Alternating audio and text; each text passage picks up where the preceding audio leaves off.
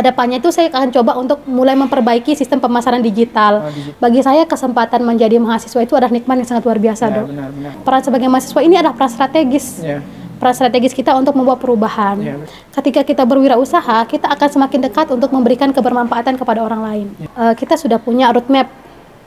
Ya, jadi sama teman-teman nih bikin roadmap apa ya langkah-langkah kita ke depannya nanti. Nah, jadi saya itu usahanya bukan tenun aja gitu, cilok, kemudian pernah usaha minyak kelapa juga. PCO ya? Iya, PCO dulu. Riset pasar tuh harus penting banget. Apa sih kebutuhan orang yang bisa kita penuhin nih, yang kalau produk kita ada dia bisa masuk ke sana.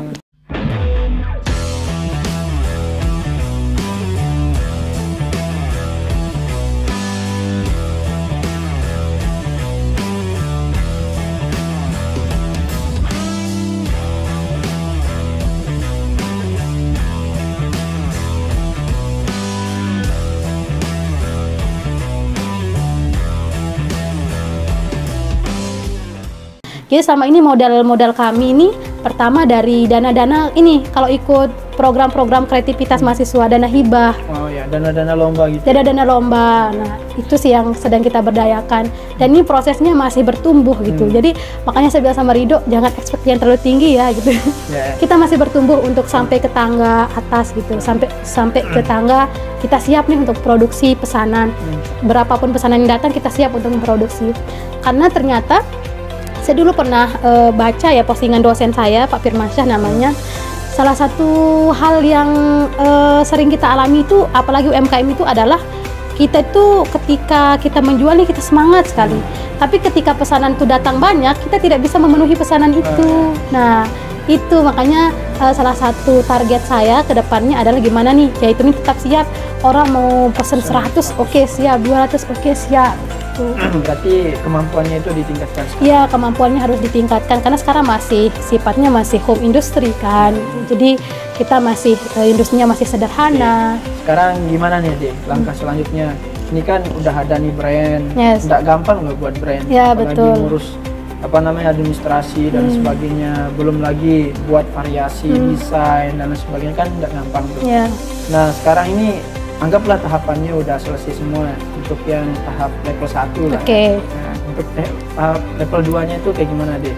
Apakah mau terjun di pasar internasional atau di pasar misalkan kita mau keluar daerah ke Sumbawa mungkin jualnya atau ke Jawa dan sebagainya, gimana tuh?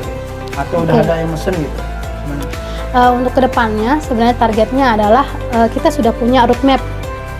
Ya, jadi sama teman-teman nih bikin roadmap apa ya langkah-langkah kita ke depannya nanti. Nah, di roadmapnya itu tentunya kita akan perbaiki ini dulu sistem produksi sembari meningkatkan pemasaran. Jadi pemasaran itu adalah kunci sebenarnya, digitalisasi pemasaran, bagaimana kita memasarkan, bagaimana juga kita menjangkau pasar. Karena salah satu hal yang sering saya lihat, pernah saya alami juga ya, jadi saya itu usahanya bukan tenun aja gitu, cilok, kemudian pernah usaha minyak kelapa juga. PCO ya? Iya, PCO dulu, pernah usaha itu juga. Nah, kadang kita itu terlalu memikirkan produk kita dalam artian udah bikin aja produk, kita lupa nih produk kita nih ada pasarnya nggak sebenarnya. Ada yang mau gitu. beli nggak ya? Ada, sebenarnya kalau ada yang mau beli pasti ada. Tapi banyak atau tidak ya? Pasarnya ini harus kita lihat sebenarnya gitu. Jadi riset pasar tuh harus penting banget. Apa sih kebutuhan orang yang bisa kita penuhin nih, yang kalau produk kita ada dia bisa masuk ke sana gitu. Nah, akan memperluas pasar juga, riset pasar dengan memang meningkatkan pemasaran ini. Pertama pemasaran yang bersifat internal dan juga eksternal. Kalau strategi pemasaran internal kami adalah kedepannya itu saya akan coba untuk mulai memperbaiki sistem pemasaran digital. Ya, mulai dari Instagramnya dengan konten-konten, kan sekarang udah zaman digital gitu. Iya, TikTok dan lain sebagainya. Nah, besok akan dimasifkan untuk pemasaran digitalnya gitu. Nah, itu untuk yang bersifat internal, entah itu dengan giveaway, kemudian ikut-ikut fashion show dan lain sebagainya. Nah, untuk yang eksternalnya memang kita butuh, nggak akan pernah terlepas dibantu pemerintah memang, Dok. Karena emang ini kan orang yang ditargetkan itu orang-orang yang high kan? Iya betul, kalau tenun alam. Ibu-ibu, istri-istri pejabat dan sebagainya. Disebut brandnya istri-istri pejabat. Nah itu sudah. Jadi emang tidak lepas dari sana. Gitu. Iya betul. Pokoknya tidak akan lepas. Ya. Itu jadi langkahnya gimana deh? Iya, jadi tidak akan lepas karena kita juga mengakui bahwa kalau kita ini harus memang selalu bekerja sama dengan pemerintah dalam hal ini. Jadi saya tuh kadang apa ya? Jadi dulu nih banyak cerita dikit ya. Jadi di usaha ini juga ada tas ketak juga. Jadi ada tas ketak tenun yang kita coba produksi kemarin-kemarin. Brandnya Jaitun. Nah, pas berusaha seperti ini tuh kadang sering banyak ketemu sama orang gitu. Ada yang janjiin mau ketemu sama menteri menteri pariwisata dan ekonomi kreatif gitu. Jadi iya. Tapi gimana? Akhirnya nihil gitu. Jadi janji aja. Jadi kayak berapa kali jadi berapa kali seperti dijanjikan ini nanti dikasih gini ya, dikasih itu dan lain sebagainya. Sampai akhirnya apa ya? Jadi kita itu sekarang tumbuh bukan menjadi orang yang mengharapkan orang lain, nggak manja, tapi juga bukan orang yang kemudian kayak udah nggak mau dijajanin lagi, kayak udah bosen dibilang gini dibilang gitu, bukan. Pilih ya, mana yang benar-benar serius. Lebih kayak apapun keadaannya kita harus bertumbuh dengan kaki kita sendiri, tapi juga kita nggak boleh lepas dari bantuan orang lain. Kayak ini misalnya di dinas industri, dinas perdagangan, akan tetap kita cari celah-celah gimana nih biar kita bisa masuk untuk entah itu dibina, entah itu kemudian diarahkan nih produknya bisa dibawa ke sini, produknya bisa diarahkan ke sini. Jadi tetap mengikuti prosedur. Karena kan banyak teman-teman saya juga atau orang-orang yang saya lihat ketika mereka sudah kecewa nih sama pemerintah dalam artian kayak ini kok nggak ada progres dan lain sebagainya, mereka hanya berhenti. Nah, kami nggak mau seperti itu gitu, karena kami percaya bahwa yang namanya kolaborasi, sinergi, dia kan akan terbangun secara perlahan gitu dan punya tantangannya masing-masing. Nggak bisa nih kita langsung bilang kayak menjudge ini nggak jalan, udah saya nggak mau lagi, enggak.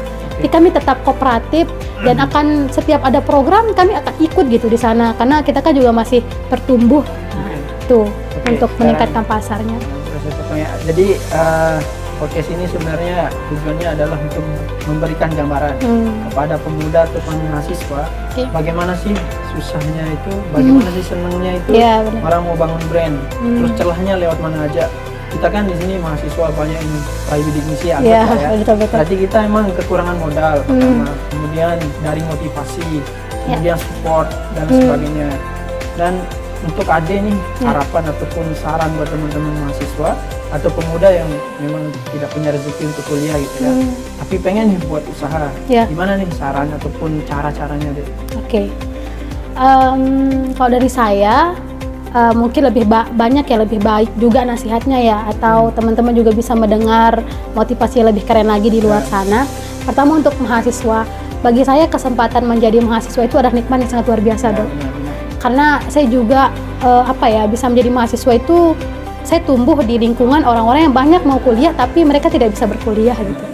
Banyak orang-orang yang kemudian mendambakan gelar sebagai mahasiswa ini, sehingga ketika saya melihat peran sebagai mahasiswa ini adalah peran strategis, peran strategis kita untuk membawa perubahan. Dan salah satu hal yang tidak akan termakan oleh waktu adalah skill atau basic ilmu kita dalam berwirausaha. Karena entah kita mau jadi apapun nanti, mungkin Ridho mau jadi kepala dinas industri mungkin, atau mungkin ada yang bercita-cita menjadi dokter, ada yang bercita-cita menjadi dosen, kita masih tetap bisa untuk memiliki jiwa wirausaha. Jadi sambilan lah. Jadi sambilan, benar. Dan usaha ini salah satu hal yang mungkin bisa membuat kita semangat adalah ketika kita berwirausaha, kita akan semakin dekat untuk memberikan kebermanfaatan kepada orang lain. Jadi kan kok kita percaya bahwa sebaik-baik manusia adalah yang bermanfaat. Salah satunya adalah dengan berwirausaha. Karena banyak sekali ya. Multiplier efeknya itu yang menarik. Ya, kita bisa memberikan kebermanfaatan, dan kalau jadi mahasiswa tuh jangan takut untuk mencoba gitu. Kalau mau punya usaha, coba aja dulu. Karena dengan wadah untuk mencoba itu mahasiswa. Benar. Itu. Salah itu biasa. Benar. Dan satu sih pesannya, kalau kita mau berwirausaha jangan lupa riset pasar. Harus tahu pasarnya dulu. Dan gitu. Kalau untuk dapat modal itu ikut-ikut lomba gitu. Iya. Atau ada cara lain untuk dapat modal. Kadang modal ini sering dijadikan sebagai tantangan pertama. Sebenarnya modal itu tuh bukan cuma modal uang. Kalau yang saya pelajarin ya di kuliah, modal itu ada modal kita, brand kita, nama kita yang bagus. Sampai pernah saya dengar tuh satu cerita dari teman saya, sekarang dia sukses punya counter HP di mana-mana. Jadi dia dulu tuh sebagai pas mahasiswa, dia kan butuh usaha ya, butuh uang. Dia tuh jual HP, Dok. Modalnya apa? Modalnya tuh KTP-nya. Oh di ini? Ya, ya. Jadi dia tuh pergi ke counter HP atau kayak toko yang menjual HP. Nggak ada uang. Nggak ada uang. Dia gadaikan KTP-nya, ini KTP saya. Saya bawa barangnya untuk dijualin. Sekarang udah punya berapa cabang usahanya. Jadi tuh cari modal tuh akan datang ketika kita siap dan kita berani bertanggung jawab. Makanya saya bilang tadi, Jaitun ini pun udah ada investornya sebenarnya. Kalau kita buka investor tuh banyak orang yang mau berinvestasi. Nah, tapi yang dilihat adalah seberapa berani sih kita untuk memulai. Untuk orang dapat produknya hari ini lewat mana nih? Oke. Jadi untuk teman-teman yang mau mencari produk Jaitun, jadi kita punya IG, namanya itu IG Jaitun Store.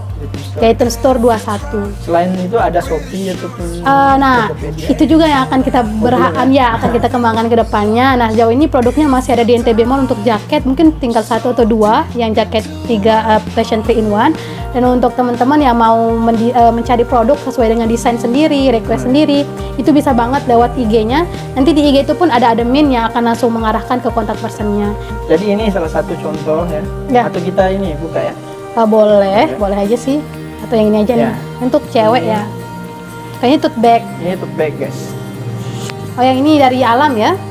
Ini sesuai pesanan. Jadi ketika orang mau pesan pakai tenun alam, jadi kita tanyakan dulu nih modelnya seperti apa. Dan yang ingin kami terapkan di Jaitun ini juga sebenarnya salah satu mimpi saya ya. Kami mau menerapkan sistem ekonomi syariah. Masya Allah. Ya. Jadi akad jual belinya, kemudian kesepakatan jelas, itu pingin berapa gitu. Ya, pingin benar-benar bagaimana meniru Rasulullah gitu. Jadi kalau misalnya sekarang nih, apa sih kelebihan di Jaitun?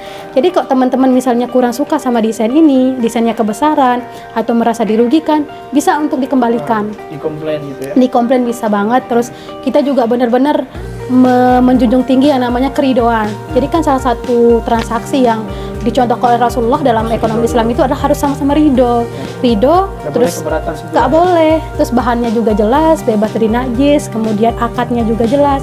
Jadi itu kerennya kalau kita berwirausaha gitu. Biasanya kayak ada barokahnya, ada pahalanya, semua digondol sama dia. Nah, itu yang kita seharusnya itu yang kita cari gitu. Nah, itu salah satu upaya kita untuk memperjuangkan ekonomi Islam. Lombokkan halal industri. Ya, desain halal ini. Insya Allah. Ya. Kalau saran saya ini bisa mungkin dikombinasikan tuh Jaitun yang tradisional dengan koko kan. Oh iya, betul. Sekarang kan lagi bulan puasa. Bapak saya kemarin saya buatin loh. Koko sama. Iya, jadi saya tuh pingin kayak jadi sekarang nih produk Jaitun tuh sebenarnya harus saya pakai harus kita yang paling sering pakai. Jadi Lebaran kemarin saya buatin tuh ibu saya, kakak saya, bapak saya semuanya pakai itu juga seharusnya. Seharusnya ya udah nggak apa-apa, besok aja kita liatin di IG. Oke, itu aja ya. Sebagai perbincangan kita pada kesempatan kali ini, untuk teman-teman sekali lagi ya, untuk teman-teman yang emang punya produk industri, itu nanti bisa menghubungi dari pihak perindustrian ITB, baik lewat IG ataupun YouTube, mungkin bisa menanyakan, bisa jadi sumber podcast ataupun dan sebagainya. Mau masukin juga produk ke perindustrian nanti bisa. Mungkin ada nanti dipajang. Siap bisa. Nanti itu aja mungkin dari Bisikin ya, dari program Industri. Sekian dari kami ucap Assalamualaikum warahmatullahi wabarakatuh. Waalaikumsalam. See you, bye.